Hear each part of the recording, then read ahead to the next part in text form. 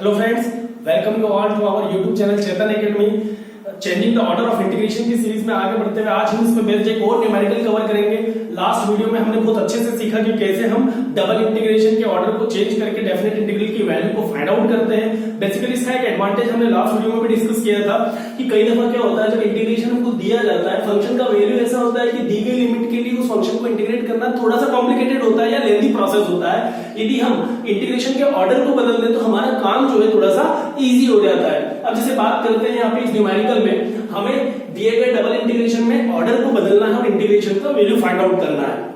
अब देखिए यहाँ पे इंटीग्रेशन में हमको जो लिमिट गिवन है वो कैसा है। सबसे पहले हम बात करें वेरिएबल लिमिट की, तो वेरिएबल लिमिट हमको यहाँ पे वेरिएबल अपीयर हो रहा है एक्स टाइप का, तो डेफिनेटली ये किसकी लिमिट होगी, y की। तो रिमेनिंग लिमिट जो है हमारे पास किसकी हो जाएगी, यहाँ x की होगी। अब चूंकि वेरिएबल लिमिट में x आया वेरिएबल के फॉर्म में, मतलब लिमिट हुआ y का, इंटीग्रेशन है पहले y का रेस्पेक्ट में,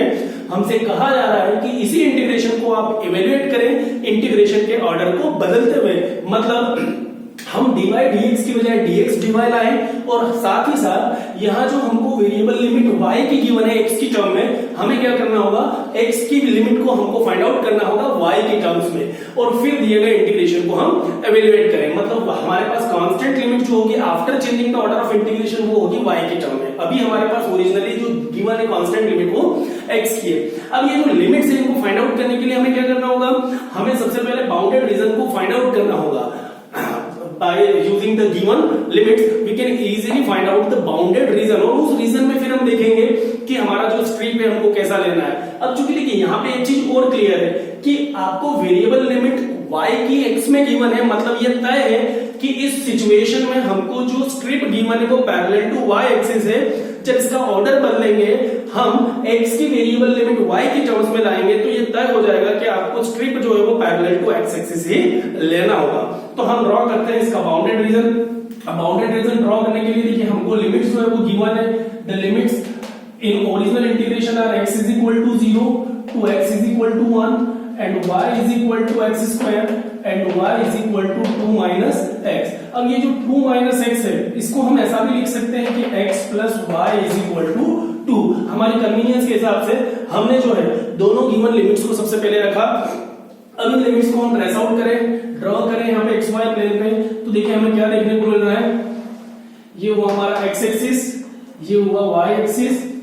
अब दोनों ही कर्व को हम डिफाइन करें तो सबसे पहली बात की जाए y is equal to x square की, तो y is equal to x square का ट्रेसिंग हम पुराने वीडियोस में भी कर चुके हैं। ये पैराबोला को रिप्रेजेंट करता है, y is equal to x square represents the parabola. अब कैसा पैराबोला, हमने पहले भी बताया था कि यदि आप x और y को 0 0 रखें और दोनों तरफ आपको 0 इक्वल टू 0 मिल रहा है, इट मींस व्हाट कि ये जो कर्व है ये ओरिजिन से पास होगा, तो x बराबर 0 y बराबर 0 पे हमको 0 0 मिला, मतलब जो पैराबोला है वो पास होगा आपके ओरिजिन से। दूसरा, x की पावर हमको इवन है, मतलब हमारा जो पैराबोला होगा वो सिमेट्रिकल अबाउट y एक्सिस होगा। चूंकि x की नेगेटिव वैल्यू पे भी y आपका ऑलवेज पॉजिटिव आएगा, मतलब आपका अपर हाफ में ही जो है वो जाएगा पैराबोला, नीचे की साइड में नहीं जाएगा। y किसी भी सिचुएशन में x की किसी भी वैल्यू के लिए y जो है वो नेगेटिव नहीं होगा, मतलब कहीं ना कहीं हमारा जो पैराबोला है y is equal to x square, उसका इक्वेशन जो है वो इस प्रकार से देखने को मिलेगा, जिसको हम कहेंगे y is equal to x square. Clear? तो हमने अच्छे से इसका ट्रेसिंग पहले भी सीखा था, अभी फिर एक बार हमने डिस्कस किया। अब बात करते हैं straight line x plus y is equal to 2 की ट्रेसिंग की, तो x plus y is equal to 2। यदि हम एक्सेस इंटरसेप्ट फॉर्म इसका समझना चाहें तो बड़ी आसानी से बता सकते हैं कि यदि हम 2 को लेफ्ट हैंड साइड पे लाएं तो हमें मिल जाएगा x by 2 plus y by 2 is equal to 1। अब ये तय हो गया, एक्सेस इंटरसेप्ट फॉर्म हमने स्टैंडर्ड फॉर्म में पढ़ा है कि x upon b plus y x upon a plus y upon b is equal to 1, मतलब x एक्सिस पे a पॉइंट और y एक्सिस पे b पॉइंट को ये स्ट्रेट लाइन इंटरसेप्ट करेगा। यहाँ पे x की जगह हमको 2 दिया, x का इंटरसेप्ट 2 है और y का इंटरसेप्ट भी 2 गिवन है। तो इसका मतलब यदि हम इसको थोड़ा सा बनाना चाहें तो ये इस प्रकार से हमको स्ट्रेट लाइन जो है वो देखने को मिल जाएगा। ये एक स्ट्रेट लाइन देखने को मिला, हम कह सकते हैं कि ये जो इसका सेंटर पॉइंट है वो आ जाएगा x इज इक्वल टू 1 और ये आया आपका x इज इक्वल टू 2। तो x इंटरसेप्ट जो हमको x इज इक्वल टू 2 पर गिवन है और इसका y इंटरसेप्ट भी 2 पे गिवन है। अब यदि ये y की वैल्यू 2 है तो इट मींस यदि यहां से इसको हम ब्रेक करें तो ये जो y का वैल्यू है वो 1 आएगा। अब x और y का वैल्यू 1 आया, या इन दोनों कर्व का जो इंटरसेप्ट पॉइंट हमको मिला मिला वो कौन सा मिल रहा है 1,1। अब ये कैसे देखें, इसको जस्टिफाई करने के लिए अब ये या तो बहुत ज्यादा हम स्टैंडर्ड ग्राफ पेपर पे ही इसको ट्रेस करें तो हमको पता चल जाएगा कि एक्स एक्सिस पे कहां लाइन आ रहा है और वाई पे कहां आ रहा है। अब यदि हमको इसका इंटरसेप्ट निकालना हो दोनों कर्व का, तो हमारे पास एक और आसान तरीका है, पहले भी हमने डिस्कस किया है कि दोनों कर्व के इक्वेशंस को आपस में हम सिंप्लीफाई करें। y is equal to x square। अब यदि इस y is equal to x square को हम सेकंड इक्वेशन में सब्स्टिट्यूट कर दें y is equal to 2 minus x में, तो देखो हमको क्या मिल रहा है यहाँ पे x square y की प्लेस पे रखा is equal to 2 minus x, मतलब हमें मिल जाएगा x square plus x minus 2 is equal to 0। अब यदि हम इसको minus b plus minus root over b square minus 4ac upon 2 ऐसे सिंप्लीफाई करने की कोशिश करें तो हमें यहाँ पे जो x की वैल्यूज देखने को मिलेगी वो मिलेगी -1 plus minus root over b square मतलब 1 माइनस 4ac मतलब 8 माइनस माइनस प्लस का है और अपोन में 2 है, तो x का जो वैल्यूज हमको देखने को मिल रहा है वो मिल रहा है -1 प्लस माइनस 8 प्लस 1 9 मींस 9 का रूट 3/2। अब देखिए एक बार नेगेटिव ले एक बार पॉजिटिव ले, तो x की जो हमको वैल्यूज देखने को मिलेंगे यहाँ पे वो क्या देखने को मिलेंगे, पॉजिटिव के लिए 3 minus 1 means 2/2 that is 1, और यदि हम नेगेटिव वैल्यू ले तो -1 -3 it will be -4 और -4/2 it means -2। तो x की हमको दो वैल्यूज यहाँ पे देखने को मिल रही है। अब x की दोनों वैल्यूज को दोनों में से किसी भी एक इक्वेशन में हम रखें तो हमें करस्पॉन्डिंग वैल्यूज ऑफ y मिलेगी। तो देखो y की हमको क्या वैल्यूज देखने को मिलेगी, अब यदि x की प्लेस पे 1 रखें तो 1 स्क्वायर इट मींस 1, तो y का वैल्यू 1 हुआ। अब यदि x की प्लेस पे -2 रखें तो -2 का स्क्वायर इट मींस 4, तो y का वैल्यू हमको क्या देखने को मिलता है, यहाँ पे 4 देखने को मिलता है। यहाँ पे भी रख सकते हैं, कोई दिक्कत नहीं है। यदि आप यहाँ पे भी x की प्लेस पे 1 रखेंगे तो 2 - 1 इट विल बी 1, और यदि यहाँ पे -2 रखेंगे तो 2 - -2 इट मींस +4, तो y का वैल्यू हमको ये मिला। तो जो हमको कोऑर्डिनेट्स देखने को मिल रहे हैं वो कैसे, x1 तो y1, मतलब हमको जो कोऑर्डिनेट्स देखने को मिल रहे हैं यहाँ पे 1,1 एंड जो सेकंड कोऑर्डिनेट है वो -2,4 तो यदि इन कोऑर्डिनेट्स को हम देखें तो ये जो दोनों कोऑर्डिनेट्स हैं ये किसको रिप्रेजेंट करेंगे, दोनों कर्व के इंटरसेक्शन पॉइंट को रिप्रेजेंट करेंगे। दोनों कर्व्स को आपस में हमने सिंप्लीफाई किया है, मतलब दोनों कर्व आपस में एक दूसरे को कहां क्रॉस करेंगे, x is equal to 1 y is equal to 1 पे, तो हम जानते हैं ये जो पॉइंट है इंटरसेक्शन पॉइंट ये 1,1 है। और दूसरा जो है एक कहां पे जा रहा है -2,4, मतलब x का वैल्यू -2। अब यदि ये +2 है तो कहीं ना कहीं -2 इधर आएगा। अब +4 y का वैल्यू कहां मिलेगा हमें, ये 2 है तो 2 और 2 4 कहीं ना कहीं यहाँ पे, तो यहाँ पे एक ऐसा पॉइंट बन जाएगा जहां पे -2,4 जो है, मतलब ये ऊपर जाएगा, पैराबोला स्ट्रेट लाइन ऊपर जाएगा। अब ये स्ट्रेट लाइन भी ऊपर जाएगा, पैराबोला भी ऊपर जाएगा, तो जो सेकंड इंटरसेप्ट आपको देखने को मिलेगा वो कहां देखने को मिलेगा, -2,4 पे। बट -2,4 हमारा रीजन नहीं होता है, कारण है कि बाउंडेड रीजन में हमको काम करना है, हमको जो इंटीग्रल एवेल्युएट करना है इन लिमिट्स के बाउंडेड रीजन में। तो बाउंडेड रीजन कहां बन रहा है आपका, x is equal to 0 x is equal to 1, तो देखिए ये है आपका x is equal to 0, ये है आपका x is equal to 1, मतलब यहां से आगे आप नहीं जा सकते हैं लिमिट्स के अकॉर्डिंग, ठीक है। दूसरा हमको दिया गया है y is equal to x square and y is equal to 2 minus x, तो y is equal to x square हमारा पूरा का पूरा जो रीजन की बात की जाए तो ये रीजन यहां से शुरू हो रहा है, y is equal to x square, और स्ट्रेट लाइन की बात की जाए तो y is equal to 2 minus x, ये मतलब यहां यदि हम बात करें तो हमारा जो बाउंडेड रीजन है वो कहीं ना कहीं ये बन रहा है। अब इसको यदि हम थोड़ा सा शेडेड फॉर्म में ले लें तो ये जो है हमारा बाउंडेड रीजन है, इस बाउंडेड रीजन में हमको दिए गए इंटीग्रेशन को एवेल्युएट करना है। बाउंडेड रीजन में जो करंट सिनेरियो है ना उसके अकॉर्डिंग यदि हम बात करें तो हमें ये देखने को मिल रहा है कि स्ट्रीक जो है पहले आपको y की लिमिट दी है वेरिएबल फॉर्म में, मतलब यहाँ पे जब हम ऑर्डर को नहीं बदले तो हमको स्ट्रिप कैसा गिवन था, पैरेलल टू y एक्सिस, मतलब कहीं ना कहीं एक ऐसा स्ट्रिप था। अब इस स्ट्रिप में आप देखें तो y की लिमिट कहां से कहां तक है, यहाँ पे निचला कर्व जो है लोअर बाउंड स्ट्रिप का क्या है x स्क्वायर, और अपर बाउंड क्या है, ये जो इक्वेशन है आपका y is equal to 2 minus x, तो ये जो इक्वेशन है y is equal to 2 minus x, मतलब कहीं ना कहीं लोअर बाउंड स्ट्रिप का था y is equal to x square, limit देखे, अपर बाउंड था y is equal to 2 minus x, limit देखा, और यहाँ पे x कहां से कहां तक वेरी हुआ, यहाँ पे ये पूरा बाउंडेड रीजन जो है यहाँ तक जा रहा है, इससे आगे रीजन नहीं है तो 0 से लेके 1 तक। तो ये हमने सब डिस्कस किया कब, जब ऑर्डर को चेंज किया उससे पहले की बात। अब हमें करना क्या है यहाँ पे इस सिनारियो के बाद हमको इंटीग्रेशन का ऑर्डर बदलना है। ऑर्डर ऑटोमेटिकली बदल जाएगा यदि आप स्ट्रिप को बदले। अब देखिए यहां पे हम यदि स्ट्रिप को चेंज करते हैं इस पूरे शेडेड रीजन में, तो एक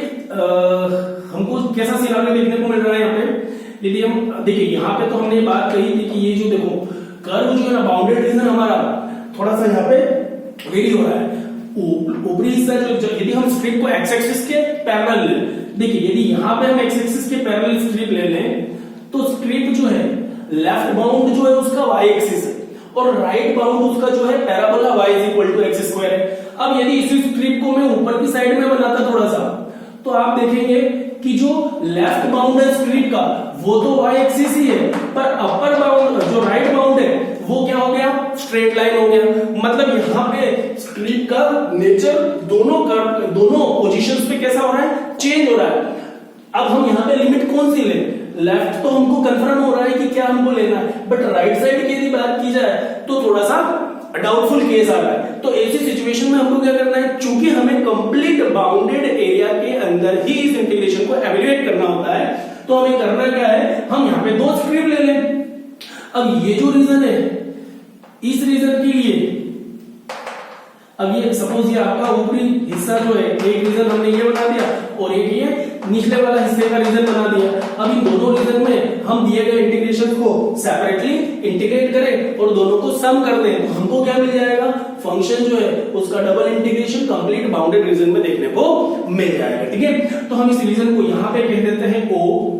इस पॉइंट को हम कहें A, इसको हम कहें B और इस पॉइंट को यदि हम कह दें C, तो देखिए हमको क्या करना होगा, हमें रीजन इंटीग्रेशन एवेल्युएट करना है O A B का।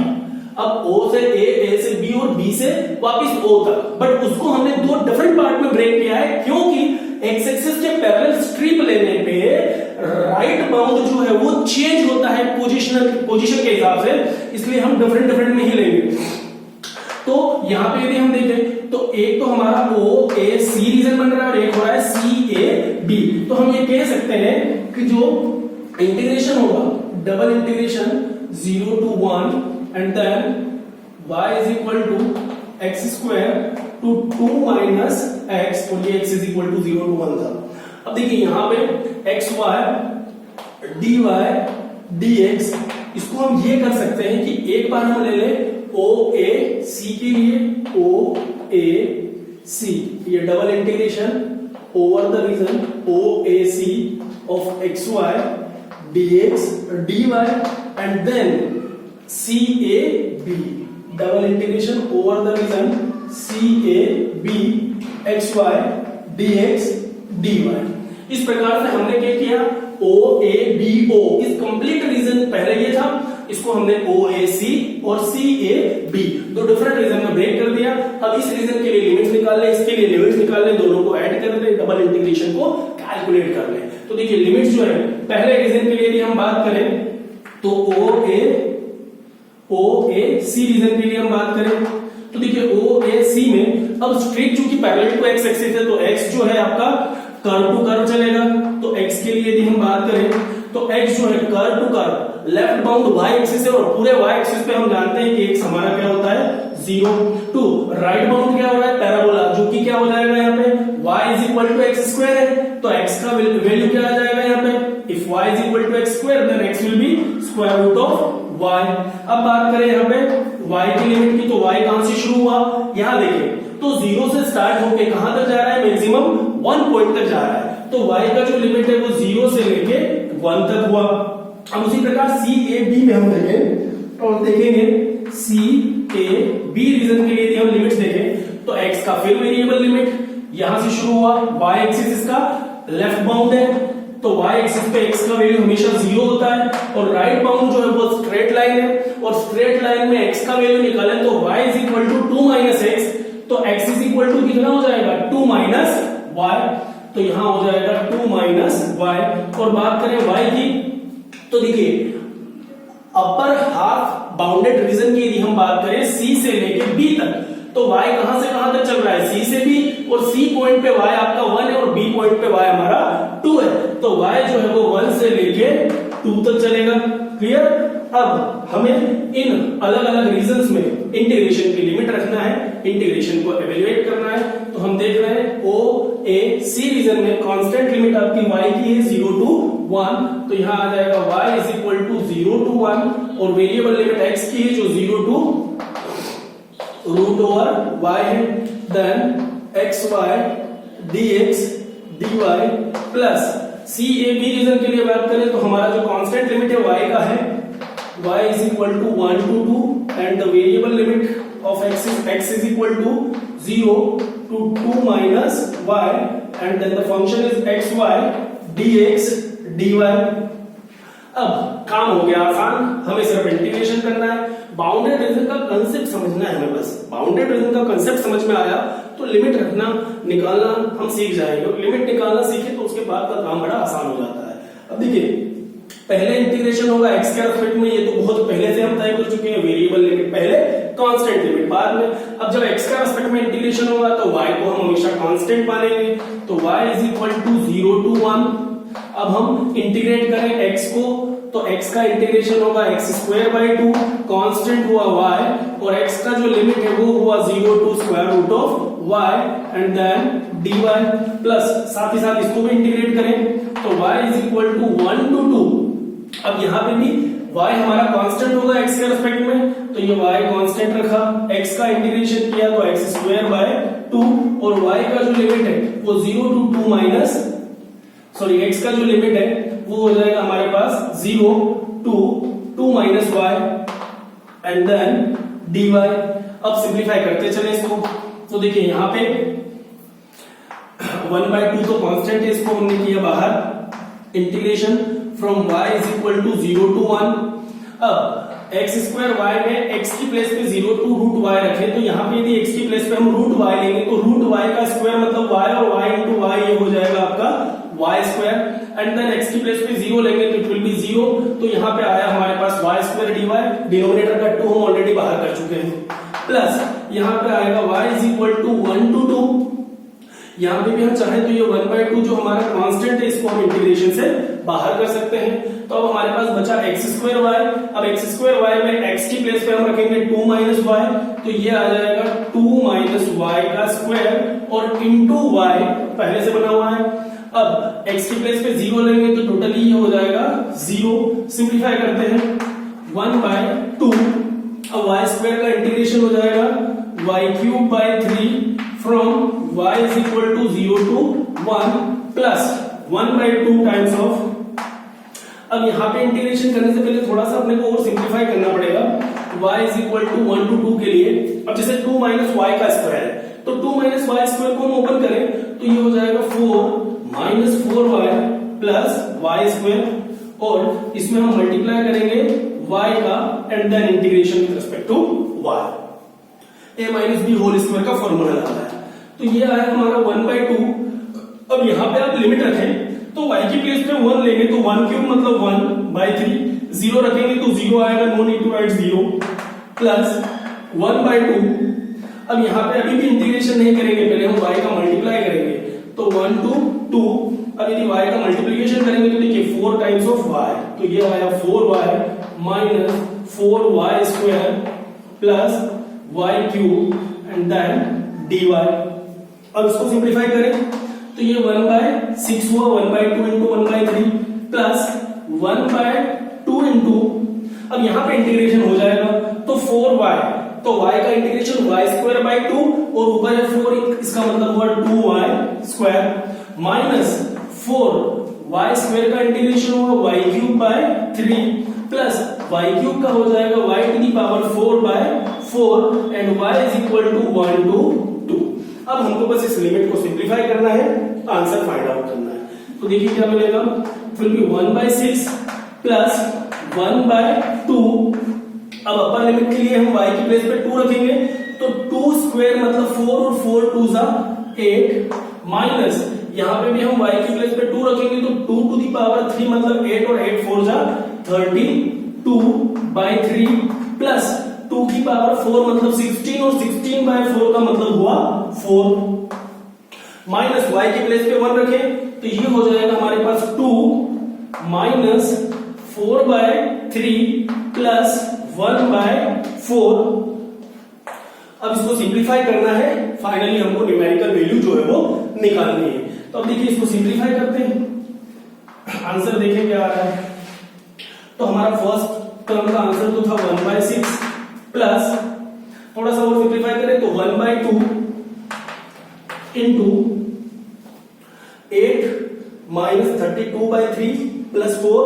इनको हम पहले ब्रैकेट्स को ओपन कर लें। 8 डायरेक्टली भी लिखना चाहें तो 8 माइनस 2, तो 8 माइनस 2 या 8 प्लस 4 हुआ 12, और 12 और माइनस 2 हो गया हमारे पास 10, देन माइनस 32/3, और यहां माइनस माइनस प्लस 4/3, तो 32 माइनस 4 ये हो गया 28, तो माइनस का 28/3, 32 माइनस माइनस प्लस, अब ये भी हो गया, ये भी हो गया। अब हमारे पास बचा माइनस था 1/4, तो ये होगा माइनस 1/4। अब इसको थोड़ा सा और सिंप्लीफाई किया जा सकता है। देखिए अपने पास क्या बच रहा है,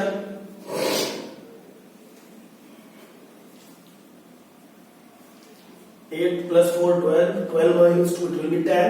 यहाँ आया minus 32/3, then minus minus plus 4/3, ये हुआ माइनस का 28/3, एंड देन माइनस का 1/4। ठीक, अब इसको हम थोड़ा सा सिंप्लीफाई करें, देखिए क्या मिल रहा है। तो it will B 1/6 plus 1/2 into, simplify करें बाय 3, दोनों टर्म का एलसीएम 3 आया, 10 3 जा 30, और 30 माइनस 28, ये हुआ 2/3 माइनस 1/4। थोड़ा सा और सिंप्लीफाई कर लेते हैं इसको, तो ये आया 1/6 प्लस 1/2 इंटू, एलसीएम आया हमारे पास 12, यहाँ आया 4 2 जा 8, 8 माइनस 3 इट विल बी 5/12, तो कुल मिला के हमारे पास क्या बचा यहाँ पे 1/6 प्लस 5/24। तो यहाँ पे एलसीएम की यदि हम बात करें तो एलसीएम आया हमारे पास 24, और यहाँ आ जाएगा 4 प्लस 5, 4 प्लस 5 विल बी 9, तो 3 से कैंसिल होगा, तो 3 3 जा 9 एंड 3 8 जा 4, तो आंसर आया हमारा 3/8। इस प्रकार से बड़ी आसानी से इन डबल इंटीग्रेशन को हम एवेल्युएट कर सकते हैं। तो हमने देखा कि बड़ी आसानी से हमने दी गई लिमिट्स के लिए एक बाउंडेड रीजन को डिफाइन किया। पहले हमने ये देखा कि ओरिजिनल जो था स्ट्रिप y एक्सिस के पैरेलल था, हमको ऑर्डर बदलना था, स्ट्रिप को हमने x एक्सिस के पैरेलल लिया, एक कंप्लीट बाउंडेड रीजन को दो सब बाउंडेड रीजन्स में हमने ब्रेक किया, दोनों डिफरेंट रीजन्स के लिए हमने डिफरेंट लिमिट्स फाइंड आउट की, और बड़ी आसानी से हमने इंटीग्रेशंस को इवेल्युएट किया और आंसर उसका निकाल दिया 3/8। इस प्रकार हम changing the order of integration के माध्यम से ही इंटीग्रेशंस को बड़ी आसानी से सॉल्व कर सकते हैं। उम्मीद करेंगे दोस्तों आपको आज का लेक्चर जो है वो समझ में आया होगा। यदि आपको वीडियो पसंद आया है तो प्लीज आप वीडियो को लाइक करें, फ्रेंड्स के साथ शेयर करें और चैनल को सब्सक्राइब जरूर करें। Thank you very much, thanks for watching.